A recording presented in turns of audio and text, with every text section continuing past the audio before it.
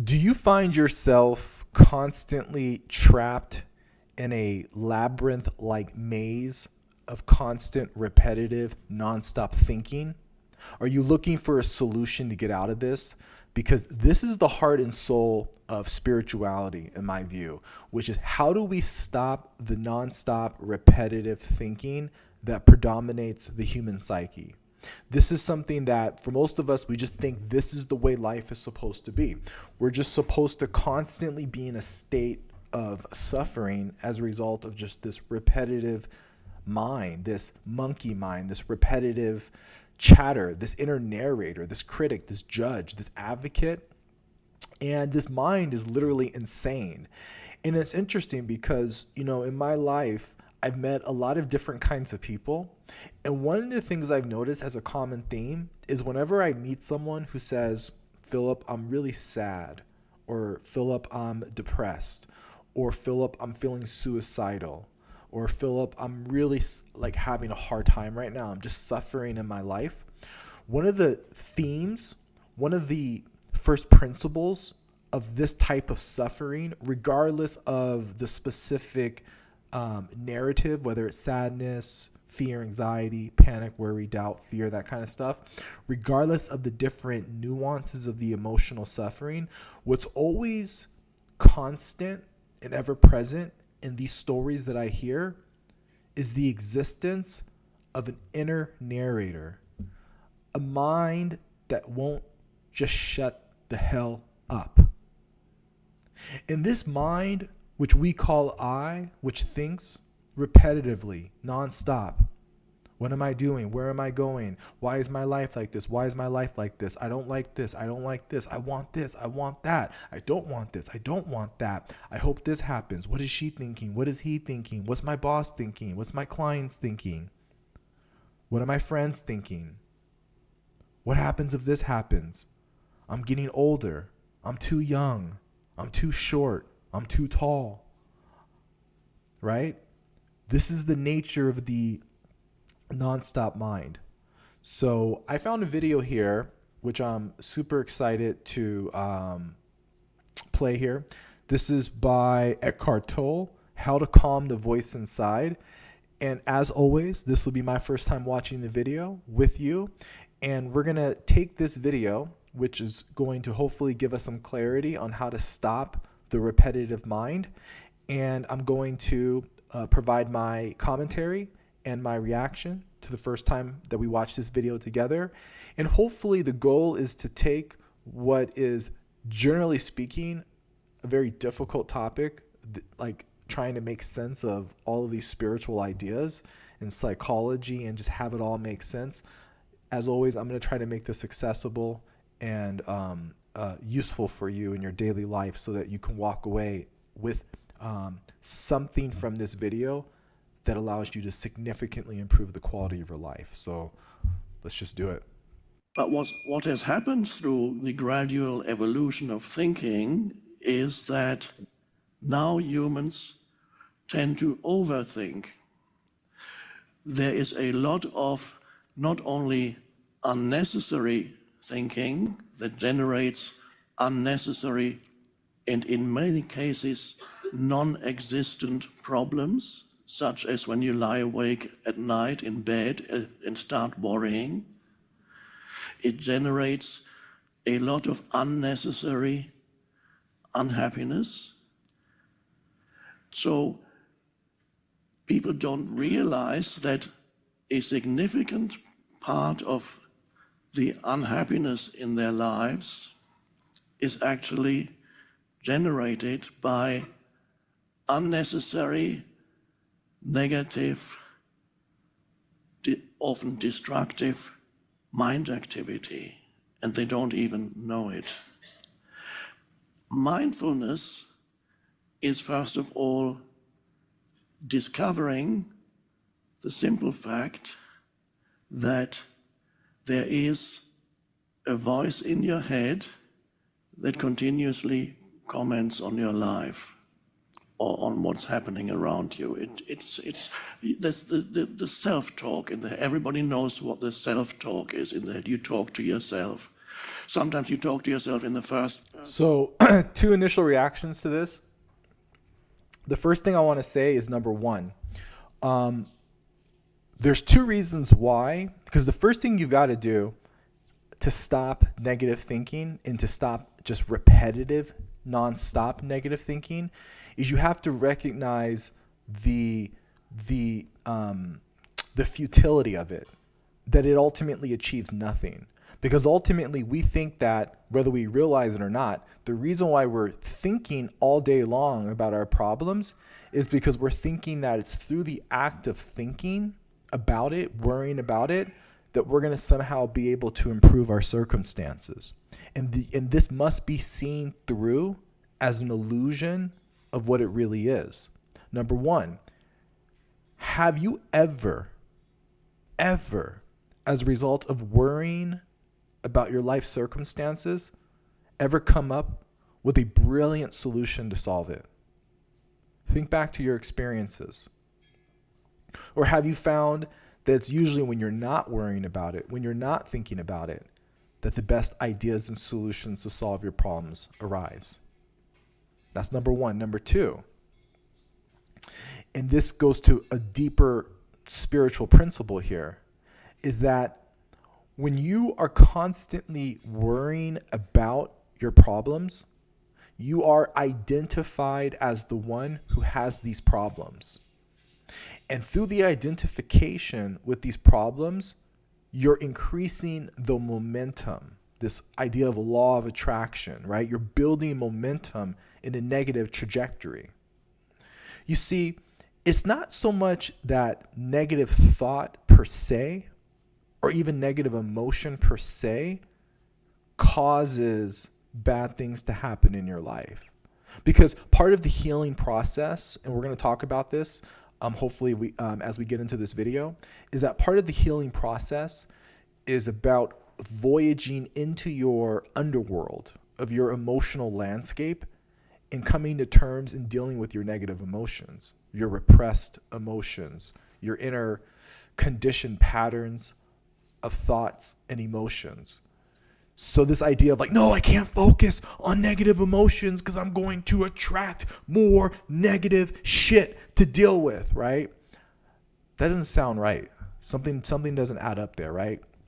And that's because experiencing negative thoughts and negative emotions isn't the root cause of your suffering, nor is it the root cause of what makes your circumstances worse. It's your identification with your negative thought, your identification with your negative emotion that serves as the root cause of your suffering. Because through the identification with negative thought and negative emotion, I am someone who is suffering. I am someone who has this problem. You are now identifying, conditioning your consciousness into a reality that includes these problems that you're experiencing. And the reason why you know that you're now creating negative circumstances, you're now using law of attraction in a negative way, is because you feel bad. Your negative emotions are an indication that you're not aligned with the higher possibilities of your infinite being. Okay? So this is a really important first step, is you've got to understand that thinking about your problems, identifying with your problems, is the root cause of suffering. But that doesn't mean that you avoid them and you suppress them and you repress them, because that also will create suffering. It's very nuanced, and hopefully we'll be able to get into it a bit more here. Some people talk to themselves in the second person, you. So you can get annoyed with yourself, and then you say, you shouldn't have done that. And then you have another thought that says, yes, but I couldn't help it. And you might even get a third voice come in, and whatever it says, why can't I get out of my self-talk? That's self-talk too. But it's an amazing first thing, what I call the first awakening, spiritual awakening, is something very basic and something very simple.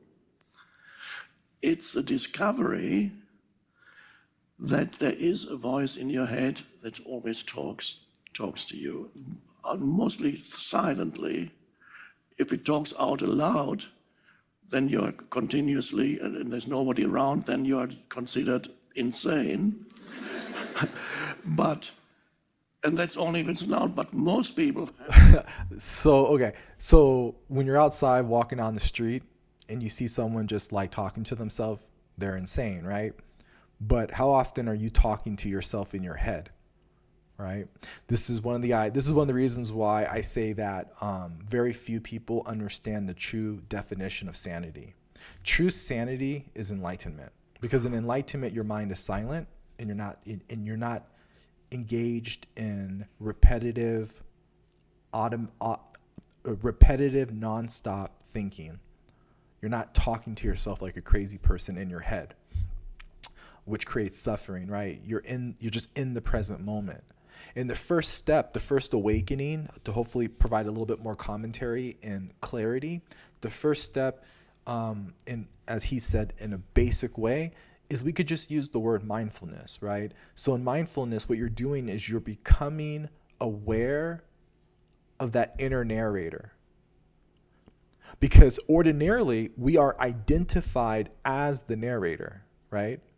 I am sad, I am hungry, I am tired, I am energetic, I'm happy, I'm having a good day, I'm having a bad day. There's a stream of repetitive thinking, and we're just identified as the person, this mental construct called I, this thinking, feeling, imagined self between our ears, right? And our awareness is taken out of the present moment and it's focused in our heads, and we're just in our head all day and identified as this imaginary self, right? That is what is the very essence of unconsciousness, right? You're not conscious of what you really are, which is that silent awareness. And mindfulness is the practice of watching those thoughts and those emotions, which leads to an awakening. Or simply what that means is that you become conscious. And what it means to be conscious at first is that the mind still is thinking, right? It's still going on and on and on. But now there's this awareness, this inner watchfulness within you that's sort of watching the mental activity. And then this is when, the very essence of enlightenment becomes known, where you're like, well, if I'm aware of the thoughts and the emotions, what is it that's aware? What is it that's watching these thoughts? And then you start to get detached. You're like, wait a second, I'm not these thoughts. I'm not these emotions. I'm the awareness of these thoughts and these emotions. And that inner space is what we could call the silent space of higher dimensional consciousness. And at first, it's very fleeting. You'll have a stream of thoughts 24/7, and then for just a moment, you're like, a little bit of awareness, and then you're back to your stream of thinking. And then if you can practice this over and over and over throughout the day, we could say that enlightenment is the experience where you are, instead of 24/7, you're in a constant stream of identified with thinking and emotions. For 24/7, you're identified purely as awareness, and then you're able to think when you want to think. And then like a calculator, you put it away when you're done, and your primary identity is the silent awareness. Effortless, natural. You don't have to try to stop thinking. You've just completely dissolved that identification with thinking. And this is why for thousands of years, enlightenment has been so, what's the word I'm looking for? Elusive for millions of people. Because that's not easy, what I just said. Imagine 24/7, you're just pure awareness, pure consciousness, right? But this is the essence of what enlightenment is. And it's also the answer to the question of how you stop repetitive, nonstop thinking. It's not by training yourself to think positive. It's about elevating your identity beyond thought itself. Inside their heads, and they are not considered insane, it is considered normal. But there's not such a big difference between the two. And sometimes when you listen to there might be a man walking in the street muttering, "Oh, why this fucking," and you say, "Oh, he's really insane." But it might be that you are doing the same, but it's just not out aloud. It's in your head. I should have said that. Why didn't I say that? Next time he does that, I'm not exactly know what I'm going to reply. And it goes on and on. Or you lie awake at night and start worrying. You wake up and, oh my God, what's going to happen? What if that doesn't work? And if that goes wrong? And what if he does that? And then you go into it. You get drawn, one thought leads to another thought and another thought. Oh my God. And then the body, the body cannot distinguish between an actual reality, an event that's happening in the real life, and what your mind is saying. So when you have fearful thoughts, the body reacts to every fearful thought, and that's an emotion. The body reacts with an emotion, the emotion you feel in your body. The body cannot distinguish between an actual event and a thought. So when you think fearful thoughts, the emotions you feel are the emotions that are saying, I am in danger. There is an actual danger here. So you feel the emotion of fear, anxiety. You feel agitated. And it's not only not pleasant. If you indulge in that kind of useless, dysfunctional, destructive thinking, year after year after year, it has its effect on the body. You know, insomnia is one of the biggest issues facing the world. It's literally like if you check out meditation apps like Calm and Headspace, and there's a whole bunch of meditation apps on iOS and Android devices. Download those apps and you'll notice something. The most popular content on those apps are not actually guided meditations. They're actually sleep stories. And that's because insomnia is a huge problem in the world right now.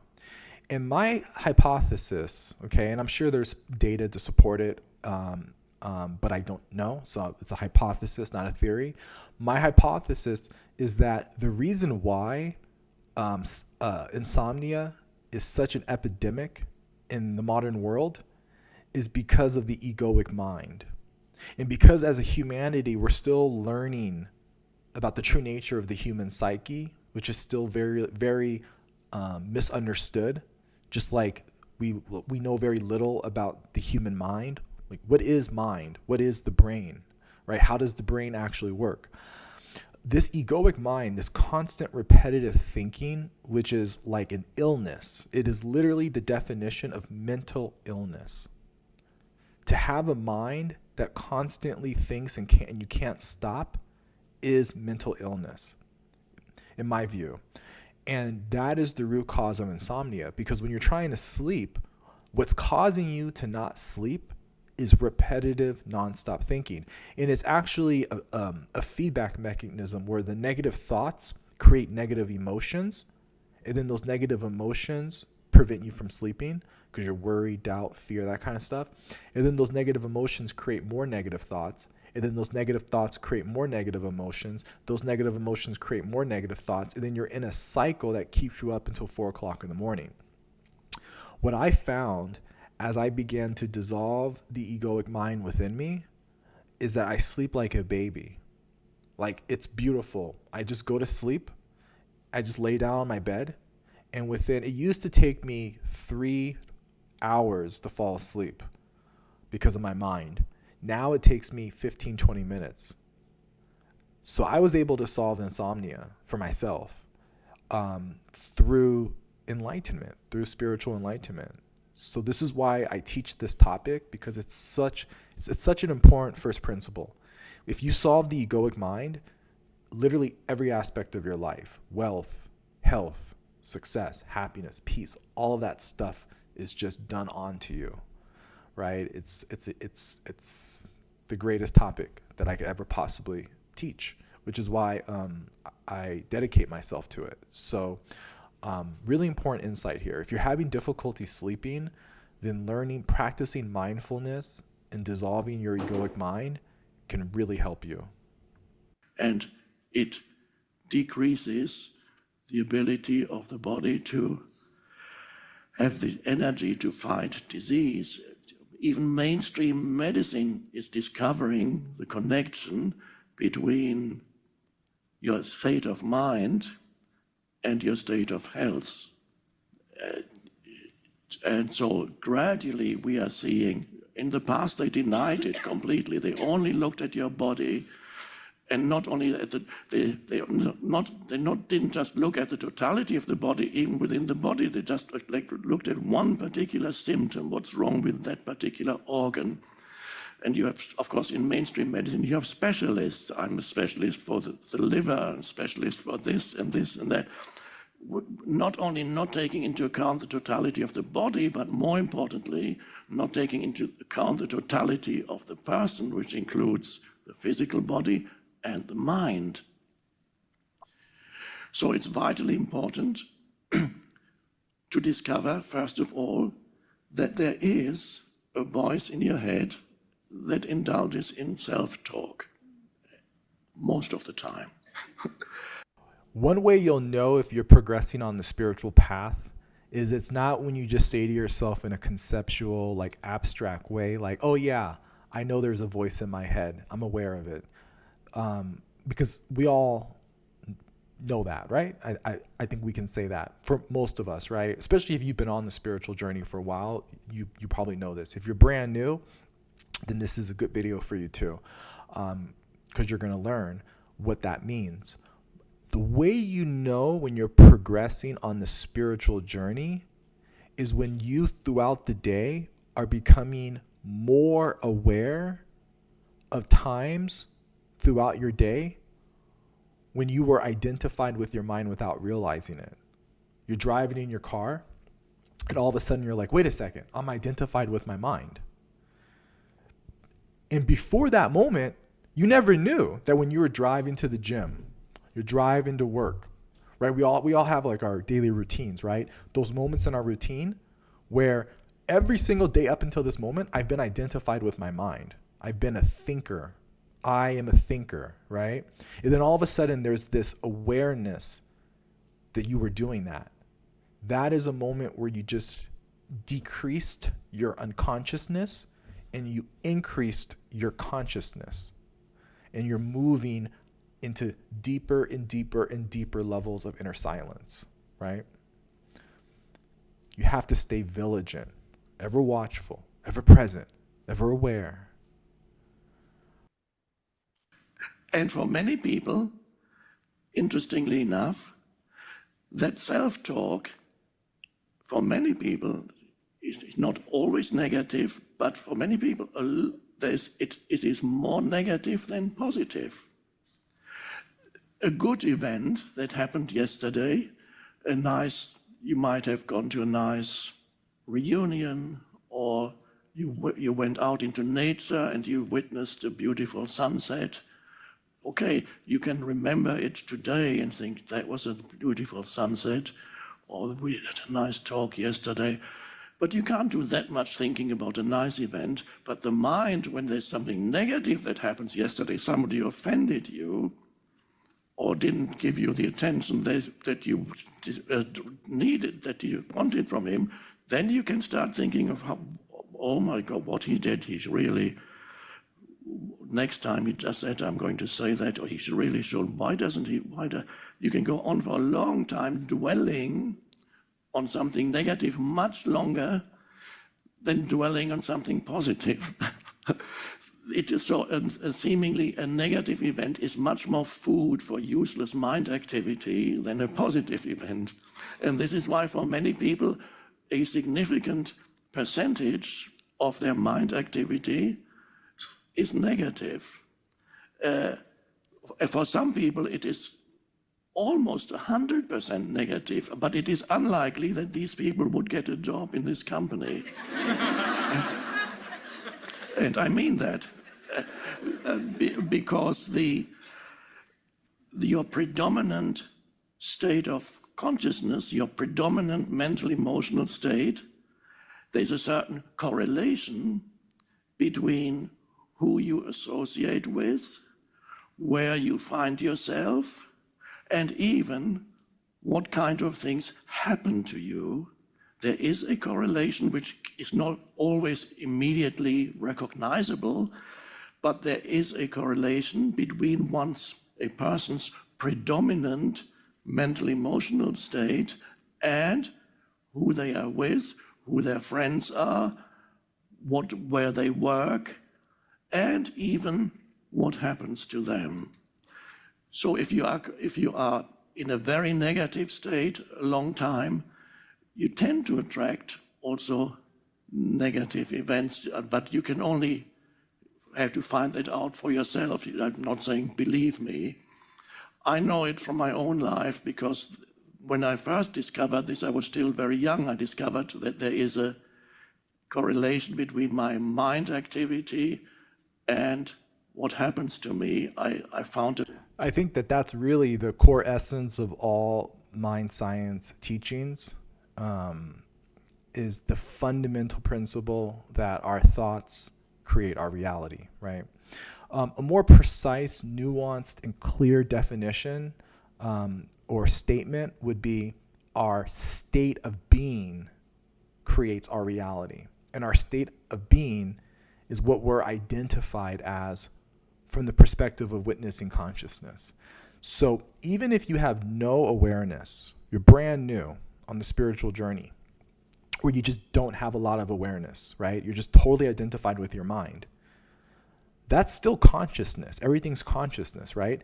It's just that your consciousness is under the illusion or under the belief that it isn't consciousness. And it's done onto you as you believe. So if you believe yourself to have no consciousness, that's your state of being, of having no consciousness, then you are going to be in a state of being where you have no consciousness, right? So the laws of the universe are always working, right? People will say, how do you learn how to manifest? You don't need to learn how to manifest. You're always manifesting, right? If you believe you can't manifest, you're manifesting a reality where you can't manifest, but you're still manifesting, right? Asking how to manifest would be like me asking, well, how do I be myself? Well, you don't have to learn how to be yourself. You simply are yourself, right? So you're always in a state of constant manifestation. One important point I want to mention here is my observation of spirituality is there's a lot of videos that talk about watchfulness, mindfulness, right? Being the awareness of your thoughts and your emotions in order to dissolve the egoic mind. But there's also an aspect to this process of achieving enlightenment, which is why I think it's so elusive for so many thousands of years. And what that other part of the equation is, which is very seldomly talked about, is how to dissolve unconscious emotions effectively. In fact, this is such a complicated topic that an entire field of study has been invented. This is in fact such an important topic that a whole field of human scholarship has been devoted to it, called psychotherapy. How do you dissolve these, or how do you resolve these negative emotions so that you can find peace and happiness and mental health? The most simple way that you can do that, you don't have to necessarily spend thousands and thousands of dollars on psychotherapy, nor do you have to feel like you have to just accept human suffering. Watching your thoughts and your emotions helps create detachment and greater awareness and enlightenment. But dissolving your negative emotions is critically important, because almost all of our negative thoughts, their root cause, think of it like a tree. All of the leaves in the tree are the constant thoughts, right? Just won't shut the fuck up, just constantly going on and on and on, right? If you trace the tree, the origins of the tree, what you'll find as the root cause of these constant, never-ending thoughts, repetitive, cyclical thoughts, are unprocessed emotions, memories, and traumas that you haven't dealt with. The way you dissolve those negative emotions is by feeling those negative emotions. But here's the nuance. If you feel those negative emotions, but then you become identified as them and you dwell on them, an old memory comes up when I was in high school. An old memory comes up with my first relationship. An old memory comes up when I was embarrassed. An old memory pops up when I was feeling uncomfortable with something about my life, whatever, fill in the blank, right? You have to feel those emotions, but if you feel those emotions by identifying with them, well, now law of attraction is going to work against you, right? Like, I'm feeling sad because this old memory pops up. You're like, I'm sad, right? It's like a catch-22 because you're trying to feel the emotion to heal it, but then you're also identified with that emotion at the same time, and you're reinforcing it. And this nuance, this complexity is why, for so many people, mental health is elusive. And we spend thousands of dollars on therapy without getting results. The solution is you have to feel your negative emotions without identifying with them. Are you able, when a negative emotion arises inside of you, can you feel the sensation of the negative emotion without allowing your mind to cause you to identify as being a person with that negative emotion? Because if you can practice that, then you can master your psyche and heal yourself at the deepest of levels. And as you start to feel your emotional suffering within, without identifying with those emotions, but just feeling them, the raw emotion without labels, without mental constructs, just the raw essence of the emotion. If you're able to feel those negative emotions, then you start to dissolve them through the light of awareness. You're aware of the emotion, you're feeling the emotion, but you're not identified as the emotion. The emotion starts to dissolve. And as the emotions dissolve, the negative thoughts dissolve. And then the negative thoughts, which are no longer as potent, then don't create as much negative emotion. And then over time, all that momentum slows down. And then enlightenment, real, enduring, everlasting enlightenment starts to take shape. I found a book several books that somebody left with us when I was 17. And there, for the first time, I read about a person's mind, and I suddenly realized my mind was predominantly negative because I was a very unhappy child. And so my childhood was not pleasant.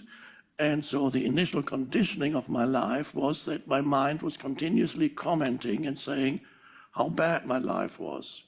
And whenever something bad happened to me, I had a phrase that would occur again in my mind that, of course, bad things always happen to you, don't they? They're bound to happen to you. It always happens to you.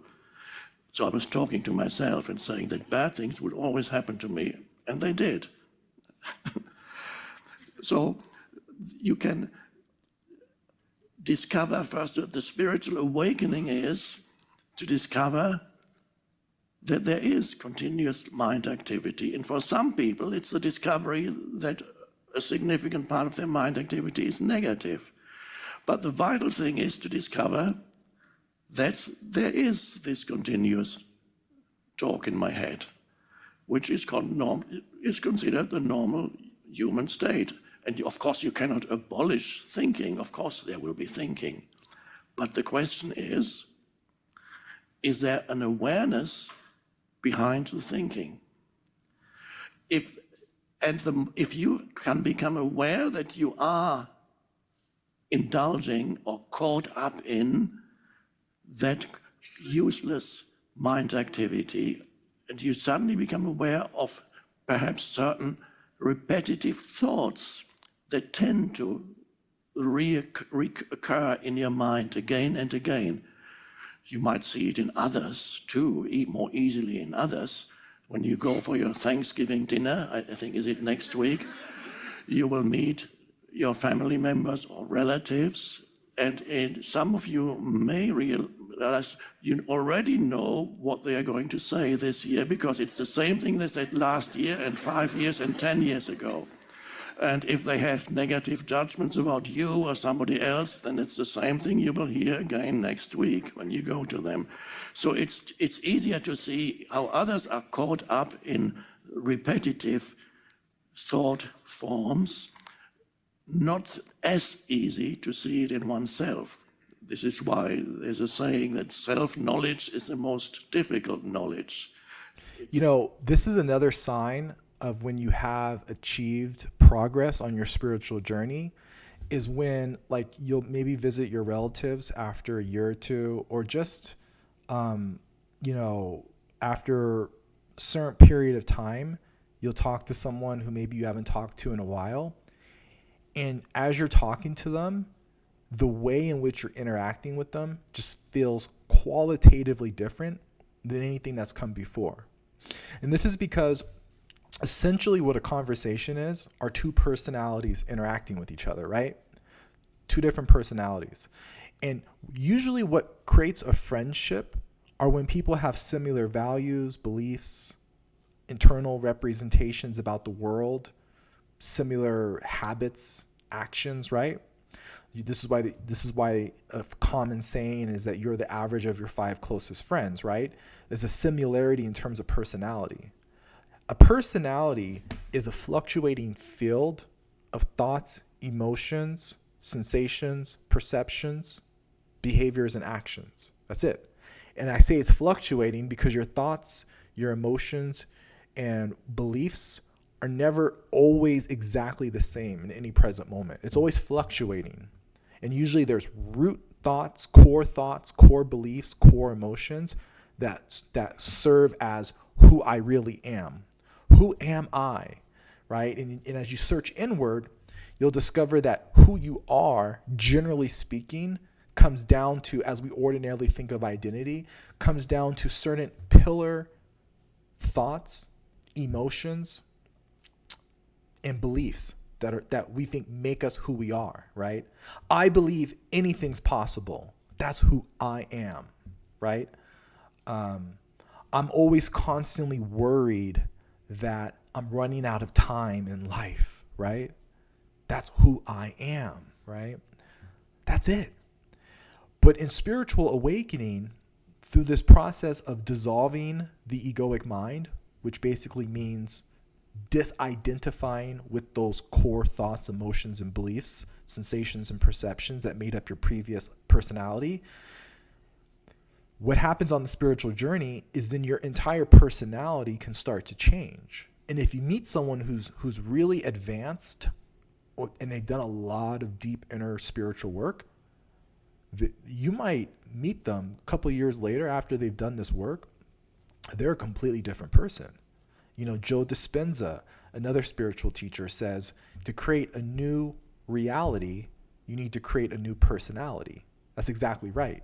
Because your personal reality is a byproduct of your thoughts, emotions, sensations, perceptions, actions, and behavior.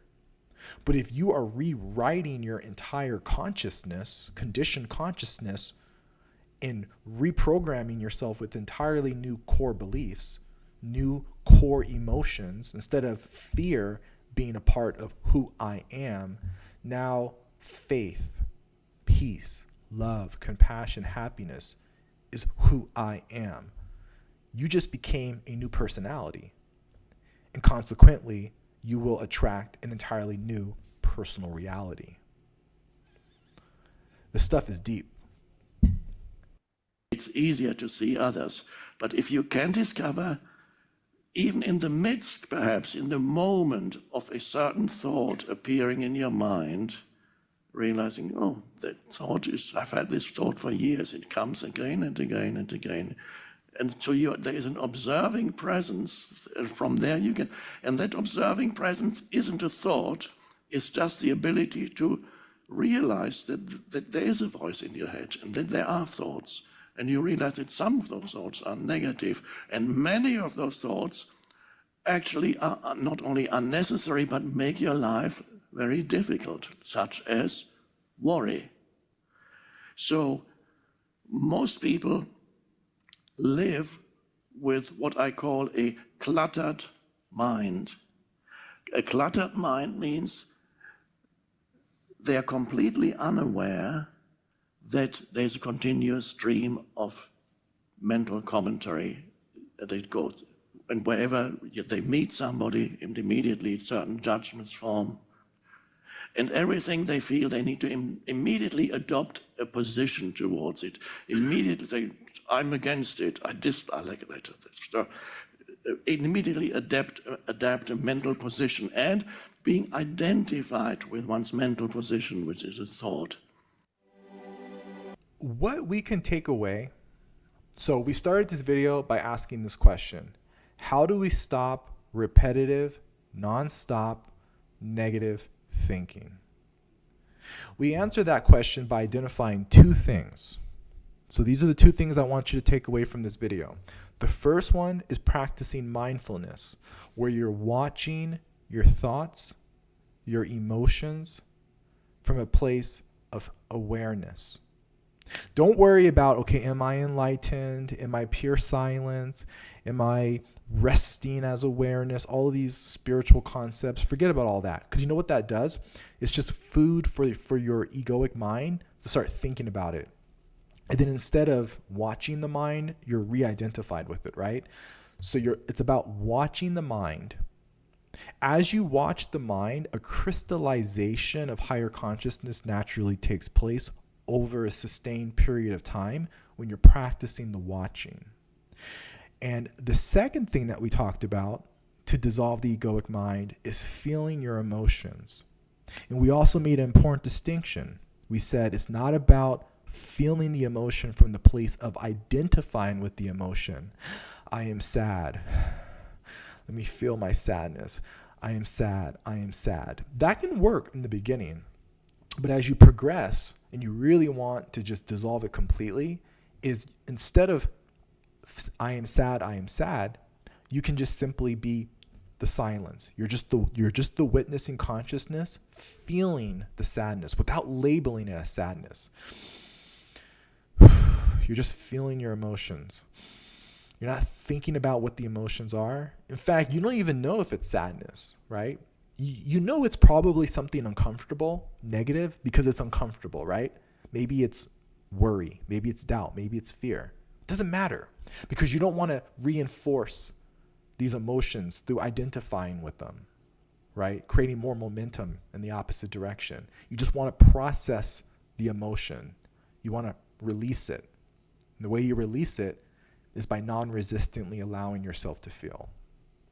By watching your thoughts, your emotions, by feeling your emotions, and having nuance. When you're thinking a thought and you don't feel like that thought is coming from a negative emotion, it just feels like you're thinking a negative thought because you practiced the habit for the last 20 years of just thinking, like every day when I wake up and I brush my teeth, I think these negative thoughts, right? You may not need to feel emotions in that situation. You just need to watch those thoughts from a place of awareness. And then maybe later on when you go to sleep, you're thinking another set of negative thoughts. But these negative thoughts, you can feel a deeper source. And in that case, you feel those negative emotions without identifying with them.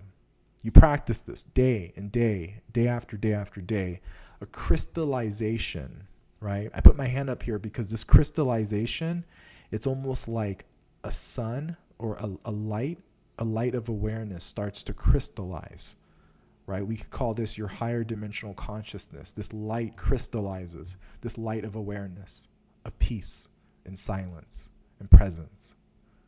And that's how you stop negative thinking.